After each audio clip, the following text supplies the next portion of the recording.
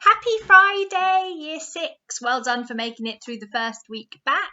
I'm really looking forward to reading your blogs about paleontology and to look at how you did with algebra this week.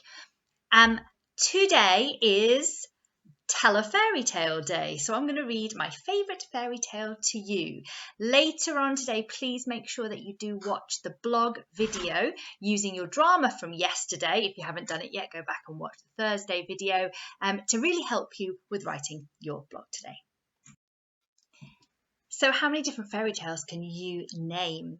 Fairy tales are usually passed on orally, they're spoken, so they change over time, and all cultures have different fairy tales. They usually have a moral or a message, and they're often told to children. Some of them can be quite scary and dark. I can think of Cinderella, Momotaro, that's a Japanese one, The Jackal in the Spring, The Little Mermaid, Hansel and Gretel, Rumpelstiltskin, The Three Little Pigs. And then there's things called fables, which are much shorter, but also have the same idea that they have a message. And one of my favourites is The Ant and the Grasshopper. The Ants and the Grasshopper. One bright day in late autumn, a family of ants were bustling around in the warm sunshine, drying out the grain they had stored up during the summer, when a starving grasshopper, his fiddle under his arm, came up and humbly begged for a bite to eat. "What?" cried the ants in surprise. "Haven't you stored anything away for the winter? What in the world were you doing all last summer?"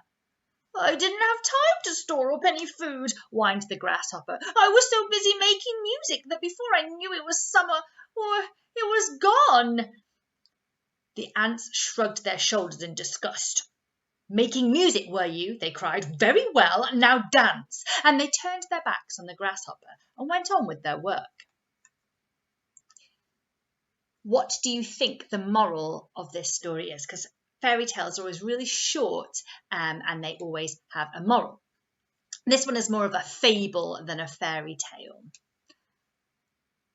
The moral is there's a time for work and a time for play. Now today, hopefully, you'll have time for both.